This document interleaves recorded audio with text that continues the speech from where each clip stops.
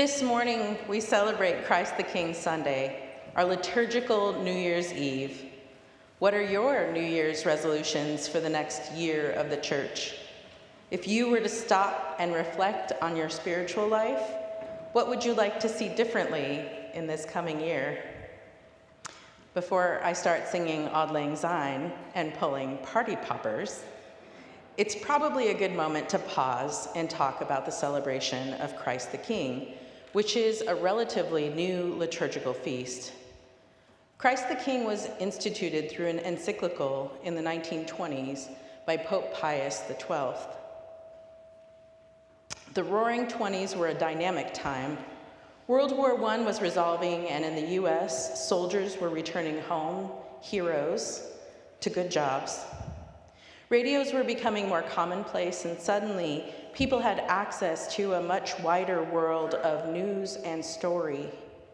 Families were beginning to afford cars and were able to travel, and of course, the soldiers had seen more of the world than many generations, bringing back experiences of places that many folks had never heard of. Karl Marx, Sigmund Freud, Max Weber, and Emil Durkheim were in their prime, casting a vision for a modern world where people would be less religious. It is during this time that people worldwide are beginning to see religion as a choice. Andy Root, a professor at Luther Seminary in Minnesota, has written a series of books on the secular age. He describes 4 levels of secularization. 0 is the ancient world, when God made heaven and we reflect God. It is all-encompassing, and everything is either sacred or profane, with nothing in the middle. He refers to The Handmaid's Tale as an example of 0. 1 is a world that many of you will recognize. There develops a public and private experience of faith. What are you not supposed to talk about in public? Come on. Politics, money, religion? Still, there is an assumption that everyone believes and goes to church. It is both religious and social. We recognize who people are by where they go to church. In 2, the world has begun to divide between religious and a-religious. It is the first time when mass culture is allowing a group to be not religious, and the group is growing. In the United States, this is happening in the 40s and 50s, but much earlier in Europe. By the time we get to secular 3, all belief is contested, all belief is fragile. Even the most faithful have doubts in secular 3. It is characterized by a deep yearning for meaning and is framed by the natural world rather than the supernatural. So the mysticism of faith has really been stripped away to the point where people feel awkward about claiming experiences with God that can't be. In Europe, secular 3 really starts after World War I, though in the United States it's more like the 1960s. But Pius is in Rome, and he sees what is on the horizon. Meanwhile, around and in World War I, Hitler comes to power in 1914, Stalin in 1918, and Mussolini in 1922. In the 1920s, they are wielding power in a way that will become very deadly for the world. In The Doctrine of Fascism, Benito Mussolini writes, "Democracy is a kingless regime, infested by many kings who are sometimes more exclusive, tyrannical, and destructive than one, even if he be a tyrant." The Pope himself is in a power struggle with the King of Italy over who rules Rome. There is strife and chaos, and Europeans are beginning to move away from God and the church. It's a small but growing group.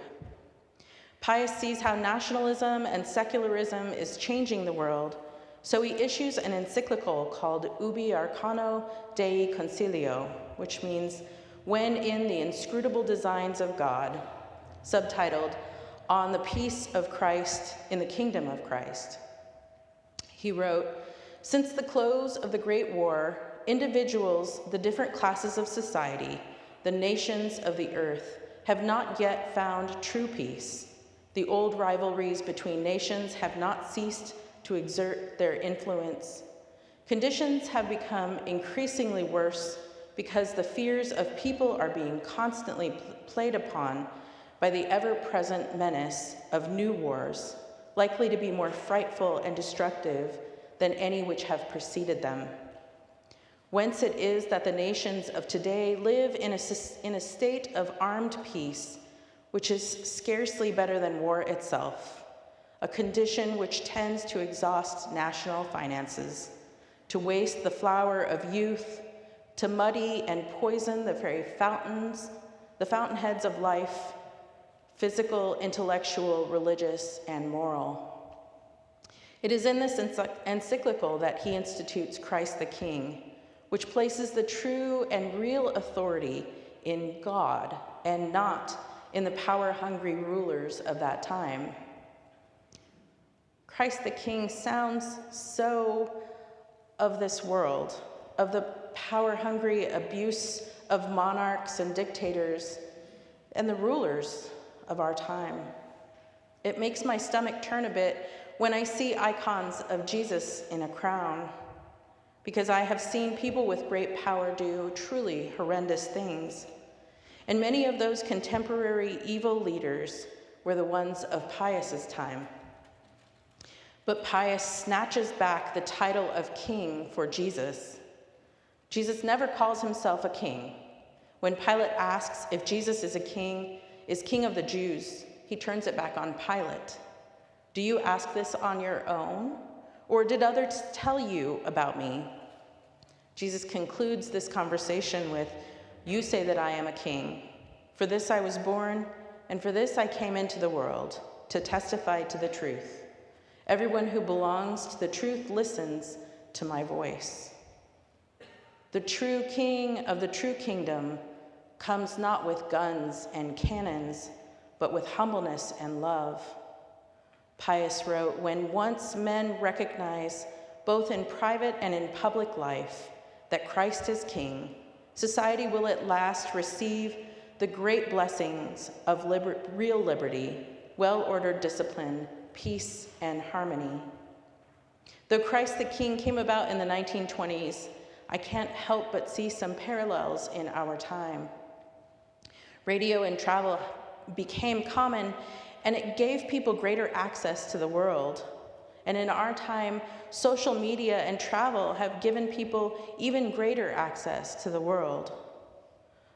Politicians back then and politicians now lean lazily on fear to manipulate the populace to act a certain way.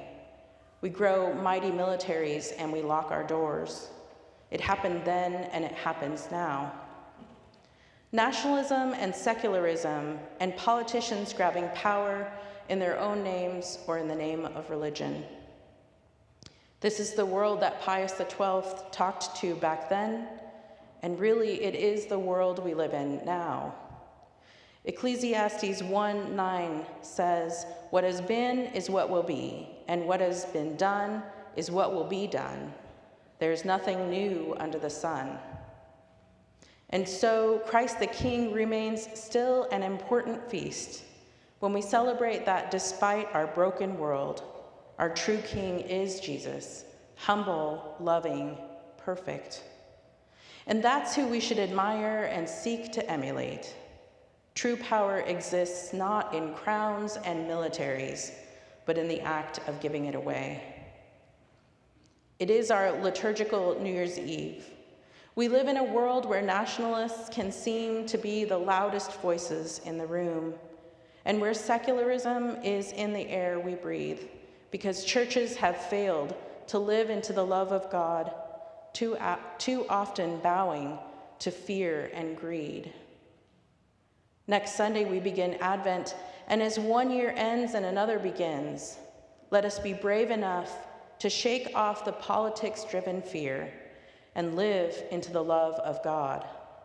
Let us model our lives on Jesus' example, not in the extravagance of earthly kings, but simply, honestly, lovingly, so that we together bring about the kingdom of heaven here on earth, accessible to everyone, right now.